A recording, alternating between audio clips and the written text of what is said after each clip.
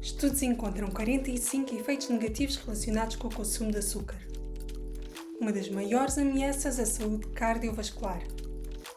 Açúcar nos primeiros anos de vida leva à degradação da saúde na vida adulta. Açúcar e obesidade. Açúcar e diabetes. Açúcar e Alzheimer. Açúcar e rugas. Receitas sem açúcar. Supermercados carregados de produtos a gritarem sem açúcar adicionado das prateleiras. Influencers, bloggers, dia sim promovem ataques às despensas que possam conter 1 grama sequer dessa substância.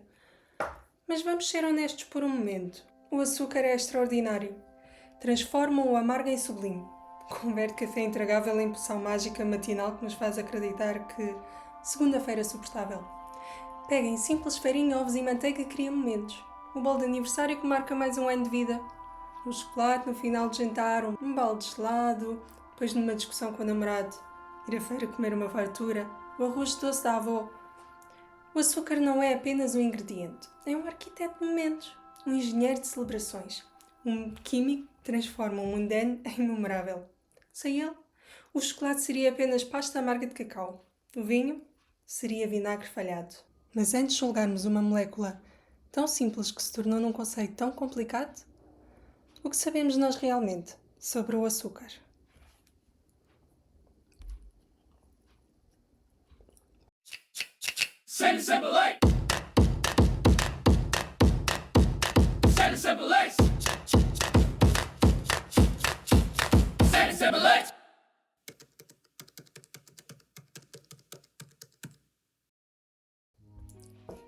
A primeira menção ao açúcar surge cerca de 10 mil anos atrás, na Papua Nova Guiné, numa altura em que os nossos antepassados descobriram que certas plantas tinham um sabor interessante.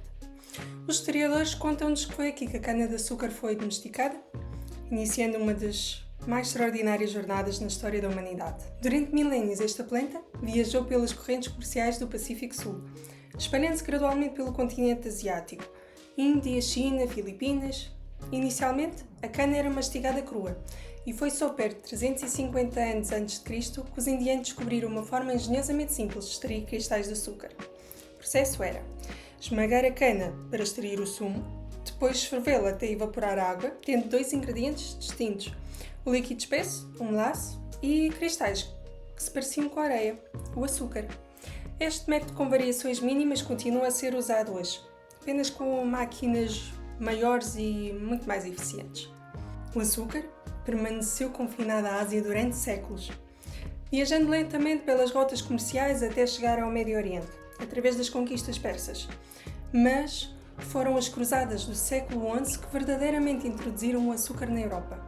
Os cruzados, que foram à Terra Santa procurar salvação espiritual, voltaram viciados numa especiaria nova, que chamaram sal doce. Os comerciantes venezianos tomam logo conta do mercado de distribuição. Mas importar açúcar é dispendioso e leva muito tempo. Existem registros que em Londres, em 1319, dava para arranjar 1 libra por 2 shillings. É um equivalente a 100 euros por quilo, um autêntico luxo. As tentativas de cultivar cana no Mediterrâneo falham. A planta é exigente quanto ao clima e devastadora para o solo. A solução aparece quando os portugueses, por volta de 1419, desembarcam numa ilha com um clima subtropical, solos férteis e água abundante. Adivinham qual? A Madeira. É assim que a ilha torna-se produtora de açúcar de cana. Com o boom da exploração marítima, as plantações expandem-se para São Tomé, Canárias e, consequentemente, o resto do mundo. Mas havia um pequeno problema que se tornaria no pecado original da indústria açucareira. A cana exigia trabalho intensivo, desde a plantação até a colheita e processamento. A resposta portuguesa foi importar escravos, estabelecendo um modelo económico que seria replicado nas Américas, com consequências devastadoras. Quando Colombo levou mudas de cana na sua segunda viagem, às Américas em 1493, acho que não fazia ideia do que estava a plantar as sementes de revoluções, guerras civis e a maior imigração forçada da história humana. O açúcar tornou-se no motor económico do colonialismo, financiando impérios e destruindo outros. As plantações das Caraíbas e do Brasil transformadas por milhões de vidas escravizadas. O Haiti, outrora a colónia mais rica de França graças ao açúcar, revoltou-se numa guerra sangrenta que criou a primeira nação negra independente do mundo e a primeira república independente nas Caraíbas. Cuba tornou-se num peão de xadrez geopolítico entre a Espanha e Estados Unidos, tudo por causa dos seus canaviais. Esta história sombria teve um desenvolvimento inesperado em 1747, quando o químico alemão André Marggrave descobriu que a beterraba continha sacarose, semelhante à da cana. De repente, o açúcar podia ser produzido em climas temperados sem depender do trabalho escravo tropical. Napoleão e o seu boicote de produtos importados pelo Império Britânico, qual era o principal fornecedor de açúcar de cana da Europa, por um momento, levaram ao desenvolvimento da indústria do açúcar de beterraba. Após a queda de Napoleão em 1815, as restrições acabaram e a Europa acabou por ficar com as duas fontes de açúcar. E o preço começou a cair, e drasticamente. Esta democratização do doce teve consequências que ninguém podia prever. Em 1700, o consumo médio era de apenas 1,5 kg por pessoa por ano. Em 1850, tinha subido para 10 kg. No século XX, ultrapassava os 20. Um Pedro de 1820 varia cerca de 5 dias para consumir o açúcar contido numa única lata de Coca-Cola moderna. Esta explosão de consumo não aconteceu por acaso. À medida que o açúcar se tornava mais barato e abundante, a indústria alimentar descobriu que era o ingrediente perfeito. Preservava alimentos, melhorava texturas, mascarava sabores desagradáveis. E mais importante, criava produtos irresistíveis. Hoje, consumimos em média 24 kg de açúcar adicionado anualmente. São cerca de 17 colheres de chá por dia. Mas adicionado? Perguntam vocês? E têm razão. Sim, a verdade é que a maior parte dos nossos alimentos é constituída por açúcar. Este é um dos 3 nutrientes principais e essenciais à nossa sobrevivência, a par das proteínas e gorduras. Sim, estamos a falar de hidratos de carbono.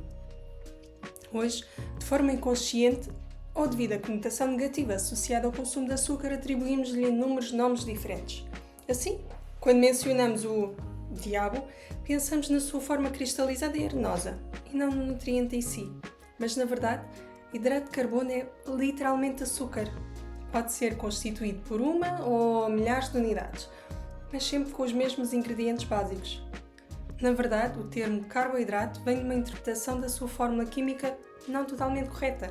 Quando os cientistas começaram a estudar estes nutrientes, descobriram que a sua fórmula química, em que o C é carbono e H2O representa hidrogênio e oxigênio, juntos, pensaram então, carbono mais água, ok, carbono hidratado, lógico. Só mais tarde, com pesquisas mais avançadas, perceberam que nem todos têm exatamente a mesma proporção, mas o nome já tinha pegado e manteve-se assim.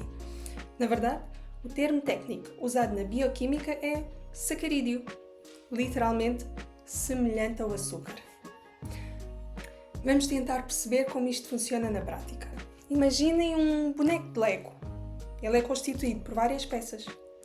As peças mais pequenas chamam-se monossacarídeos e nós conhecemos estes blocos como glucose, fructose, galactose e ribose, entre outros.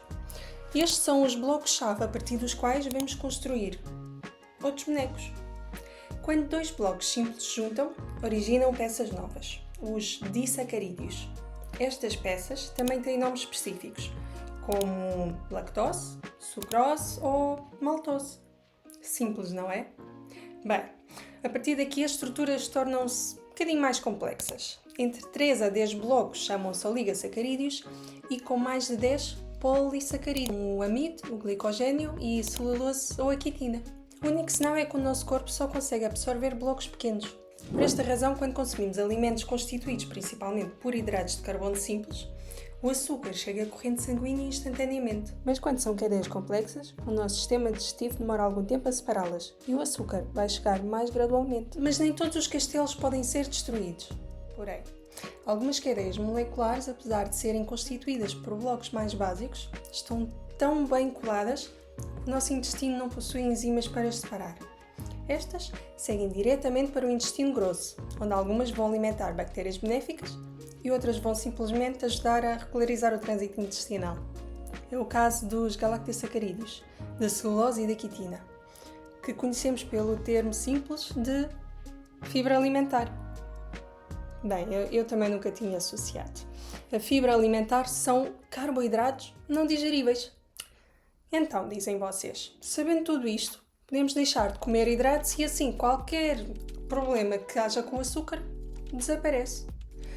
Não é bem assim. Nós precisamos deles. São a nossa principal fonte de energia. A glucose é o combustível que as nossas células usam para manter a sua atividade. Correr, falar, pensar, respirar. Pensa em qualquer coisa.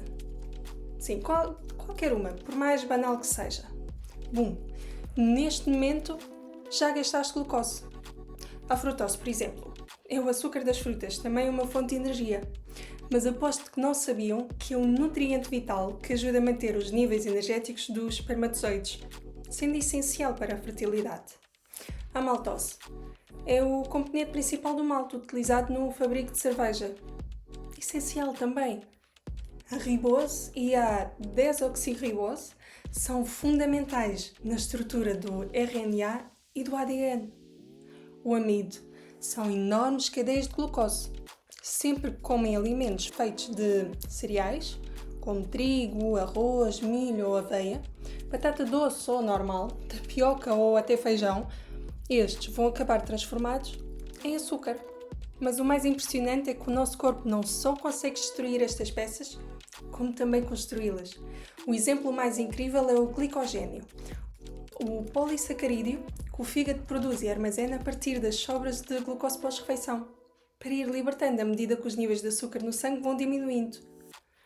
Este vai sendo distribuído pelo nosso corpo para que o corpo continue a ter energia para o desempenho das suas funções. O exemplo prático é o nosso cérebro. A única fonte de energia é a glucose e ele sozinho consome cerca de 20 a 25% da energia total do corpo. Mas como não consegue criar reservas, depende do fluxo constante de combustível libertado pelo fígado. Os músculos também acumulam glicogênio, mas em quantidades muito mais pequenas. É a reserva de energia rápida para manterem força e resistência durante o exercício físico. O glicogênio também se acumula no útero durante a gravidez, fornecendo energia para o embrião crescer e mantendo o ambiente nutritivo até a placenta funcionar plenamente. Esta é a magia dos carboidratos. Cada respiração, cada pensamento, cada batimento cardíaco. Tudo alimentado por esta combinação molecular fascinante que acontece dentro de nós. E agora surge a pergunta mais importante. Mas afinal, qual é o problema do açúcar exatamente? Como algo tão essencial tornou-se a maior ameaça à saúde pública do século XXI? E a resposta é: o problema não é o açúcar em si, é o seu excesso. Lembram-se das 17 colheres de açúcar adicionado por dia? Para compreender o que acontece, vamos imaginar um almoço. Umas fatias de pizza, um refrigerante e uma sobremesa para rematar. Após a digestão, a glucose é distribuída pelo organismo. Alimenta o cérebro, reabastece os músculos, o que sobra vai para o fígado. O fígado funciona como um armazém inteligente, podendo guardar cerca de 100 a 120 gramas de glicogênio, aproximadamente 400 a 500 calorias.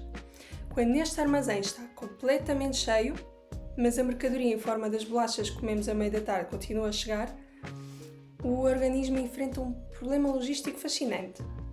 Onde guardar toda esta energia extra? A resposta é impressionante. O fígado ativa um processo bioquímico chamado lipogênese de novo.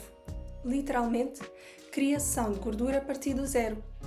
Neste processo, a glucose excedente transforma-se em ácidos gordos, que depois combinam com o glicerol para formar triglicéridos, ou seja, gordura. Esta é uma adaptação evolutiva brilhante. Quando os nossos antepassados encontravam abundância sazonal de frutos, doces no outono, o corpo convertia o excesso em reservas de gordura para sobreviver ao inverno rigoroso. Mas hoje, com um acesso constante a hidratos de carbono, esse sistema de emergência acaba por trabalhar permanentemente. Se este processo for recorrente e em grandes quantidades, o fígado, que deveria ser apenas uma fábrica temporária de gordura, começa a acumular os triglicéridos internamente, mas só consegue guardar cerca de 5% do seu próprio peso em gordura. Se ultrapassar estes valores, desenvolve osteotorose hepática, a.k.a. fígado gordo, podendo progredir para fibrose ou cirrose. O restante é exportado através de lipoproteínas para o tecido adiposo, aquilo a que coloquialmente chamamos pneus. O resultado é o excesso de peso e obesidade, que elevam drasticamente o risco de doenças cardiovasculares e metabólicas, hipertensão, insuficiência cardíaca, AVC, colesterol elevado e diabetes tipo 2. Mas os problemas não se limitam ao peso excessivo, incluem também problemas respiratórios e articulares, cáries dentárias e a degradação geral da saúde oral. Ironicamente, a energia que os deveria manter vivos torna-se uma ameaça à própria vida. Para reduzir os riscos de doenças relacionadas com a ingestão excessiva de açúcares, a Organização Mundial de Saúde estabeleceu valores de referência claros para o consumo de açúcar adicionado. A recomendação é limitar o consumo de açúcares que não estejam naturalmente presentes nos alimentos a menos de 10% de toda a ingestão calórica. Idealmente menos de 5%, mas acho que devíamos ser realistas.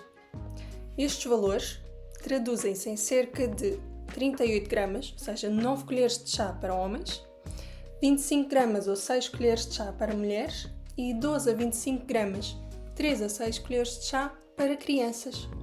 Mas a realidade de hoje está longe desses valores de referência. Em média, uma pessoa consome mais do dobro do valor recomendado, adicionando 68 gramas de açúcar por dia. Em países como o Brasil, México e Rússia, o consumo chega aos 80 a 100 gramas diários. E estima-se que estes números continuem a aumentar. A indústria do açúcar tem crescido cerca de 2% anualmente e com ela o consumo. Este ano serão produzidas 190 milhões de toneladas de açúcar. 190 toneladas é o peso do maior animal do nosso planeta, a baleia azul. Imaginem isso multiplicado por milhões. Representa uma valorização de 70 mil milhões de euros, equivalente ao PIB da Lituânia ou do Uruguai. Mas a indústria açucareira não é apenas sobre açúcar. É o coração pulsante de toda a indústria alimentar moderna. Estamos perante um ecossistema que gera centenas de milhares de milhões de euros anualmente, onde qualquer mudança nos padrões de consumo pode ser vista por estas empresas como uma verdadeira ameaça existencial. Reformular produtos implica investir centenas de milhões em investigação, arriscar perder consumidores fiéis ao sabor original e até assumir custos de produção muito mais elevados. No fim, aceitar margens de lucro mais reduzidas. Não surpreende por isso que a indústria opte por canalizar recursos para o lobby e influência política, em vez de apostar numa inovação verdadeiramente saudável. É simplesmente mais rentável preservar o status quo do que transformar de raiz um setor inteiro construído sobre a dependência do açúcar. Em 1967, numa jogada que definiria políticas nutricionais durante meio século, a Sugar Research Foundation pagou investigadores de Harvard para publicar artigos que minimizavam a ligação entre açúcar e doenças cardíacas, culpando em vez disso as gorduras saturadas. Os documentos que provavam esta manipulação só foram revelados em 2016. Décadas de recomendações alimentares enviesadas que moldaram hábitos de consumo de milhões de pessoas, produtos low fat inundaram literalmente o mercado, enquanto o consumo de açúcar crescia exponencialmente. E aqui está a ironia: quando os fabricantes retiram gorduras dos alimentos, frequentemente substituem-na com açúcar, para manter o sabor e a consistência. É como trocar 6 por meia dúzia. Mas esta estratégia de manipulação científica funcionou lindamente e, na verdade, tornou-se no playbook da indústria. Em 2015, jornalistas do New York Times revelaram que a Coca-Cola tinha financiado secretamente com milhões de dólares a Global Energy Balance Network, uma organização que promovia a ideia de que a epidemia da obesidade era causada principalmente por falta de exercício e não por consumo excessivo de calorias. Era o equivalente nutricional de uma marca de tabaco dizer que o cancro do pulmão é causado por não correr o suficiente. Tecnicamente, sim, o exercício ajuda, é verdade, mas ignorar a causa principal é desonestidade moral. As táticas de lobby seguem um padrão fascinantemente consistente. Minimizam os efeitos negativos do açúcar, desviam a culpa para os outros fatores, como a falta de exercício ou a genética, e criam evidências que confundem tanto o público como os decisores políticos.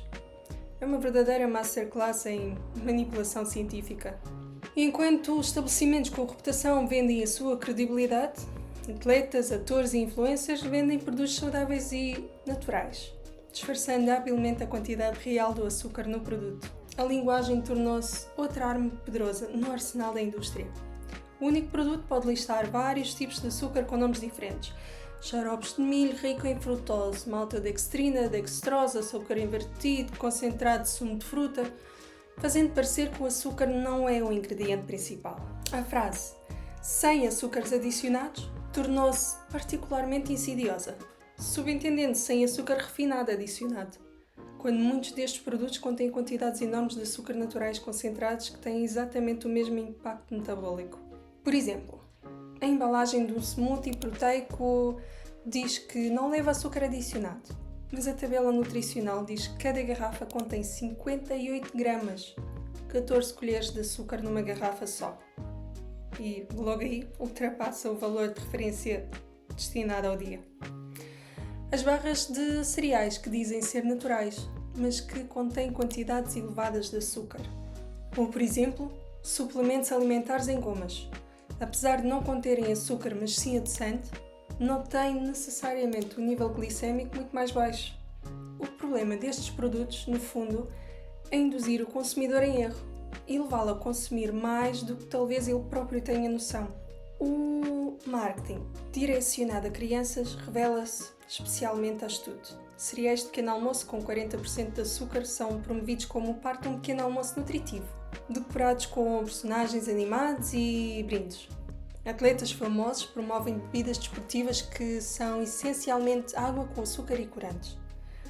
Não é apenas marketing, é programação neurológica sistemática, criando padrões de consumo que podem durar uma vida inteira. Numa ironia, refrigerantes e bebidas açucaradas patrocinam eventos esportivos e equipas, associando-se a saúde, energia e performance. No fundo, é como ver um fabricante de bebidas alcoólicas patrocinar uma maratona. A indústria do açúcar criou um dos sistemas de influência mais sofisticados da história moderna.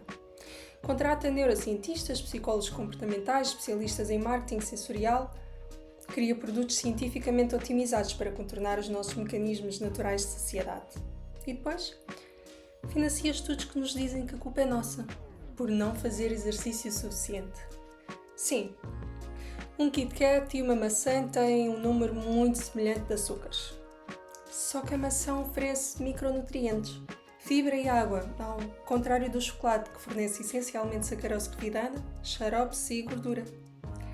Pena a produção de maçãs não trazer muito dinheiro, porque enquanto as empresas investem em marketing e colhem lucros, nós pagamos o preço através de atraso de décadas na implementação de políticas de saúde pública, epidemias de obesidade e diabetes em escala global, recomendações nutricionais distorcidas que duram gerações e custos astronómicos de saúde pública relacionados.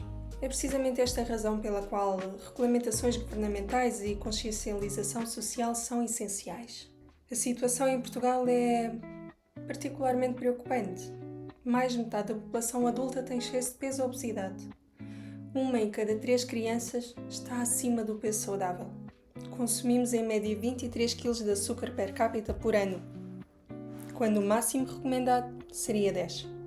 O Sistema Nacional de Saúde gasta milhões tratando doenças diretamente relacionadas com o consumo excessivo de açúcar.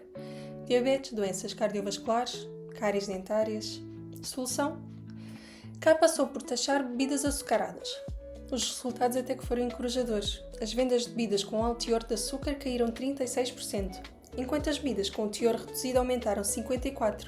A conclusão importante a tirar daí é que as empresas até que podem reformular os produtos, nem que seja para fugir ao imposto. A Singapura foi um bocadinho mais longe, ao banir completamente a publicidade de bebidas açucaradas. Viu reduções de teor de açúcar nos novos produtos lançados no mercado em 38% nos cafés instantâneos, 24% nos refrigerantes e 18% nos sumos. Mais uma medida do governo português foi a aprovação em 2019 da legislação proibindo publicidade de alimentos ultraprocessados dirigida a menores de 16 anos. Mas um estudo de avaliação realizado em 2023 concluiu que o esforço era insuficiente. As agências publicitárias encontram formas criativas de contornar a lei, especialmente no ambiente digital, onde a regulação é praticamente impossível. Um influencer de 12 anos no TikTok pode promover doces para milhões, sem qualquer supervisão. Na Noruega, em outubro deste ano, entra em vigor uma lei semelhante. Ela proíbe a publicidade de quaisquer alimentos processados a menores de 18 anos, na televisão, online e em atividades promocionais que possam encorajar os pais a comprá-los. Pode ser que possamos aprender algo com a experiência deles. Enquanto isso, a União Europeia resiste a medidas mais rigorosas, como separar açúcares naturais de adicionados nos rótulos alimentares, algo que muitos países já fazem. A indústria argumenta que seria confuso para os consumidores, mas a verdade é que tornaria transparente quanto açúcar está realmente a ser adicionado aos produtos. Enquanto isso, continuamos a navegar às cegas no mar de produtos processados, tentando decifrar se o concentrado de sumo de maçã é mais saudável que xarope de glucose-fructose. O paradoxo fundamental é que o açúcar não é intrinsecamente mau. É essencial à vida. Cada célula do nosso corpo depende de glucose para funcionar. O problema é o contexto moderno. Crescemos num mundo onde sobremesas são expectáveis após cada refeição, onde bebidas açucaradas acompanham cada prato, onde recompensar crianças significa dar-lhes doces. O extraordinário tornou-se no cotidiano e agora parece radical sugerir que talvez, apenas talvez, não precisemos de tanto açúcar adicionado na maioria do que comemos. O que podemos fazer individualmente? Bem, desenvolver literacia nutricional, saber ler rótulos, compreender os múltiplos nomes do açúcar, questionar alegações de marketing. Mas acima de tudo precisamos de questionar porque é que celebramos com o açúcar, consolamos com o açúcar, recompensamos com o açúcar. Precisamos redescobrir que comida pode ser deliciosa sem ser doce. Que o prazer gustativo não se resume a ativar receptores de dopamina. Nutrir o corpo não significa bombardeá-lo com glucose refinada. Mas a ideia não é erradicar o consumo de açúcar. É apenas saber onde e quando parar. O açúcar moldou a história humana de formas que ainda estamos a descobrir. Financiou impérios e revoluções, criou e destruiu economias, escravizou milhões e libertou outros tantos de fome. Hoje, numa ironia suprema, mata mais pessoas através da abundância do que alguma vez matou através da escassez. No final, isto não é apenas sobre açúcar. É sobre quem controla o que comemos, como decisões corporativas moldam a saúde pública, como o lucro se sobrepõe ao bem-estar. É sobre o tipo de mundo que queremos deixar às próximas gerações. Onde diabetes tipo 2 em crianças é normal, ou onde comida é nutrição, não adição manufaturada. O açúcar em si só não é o vilão desta história. Somos todos nós. Consumidores, legisladores, indústria. Não soubemos calibrar a dose e acabamos por transformar o remédio num veneno. Para mais cenas simples, subscreve.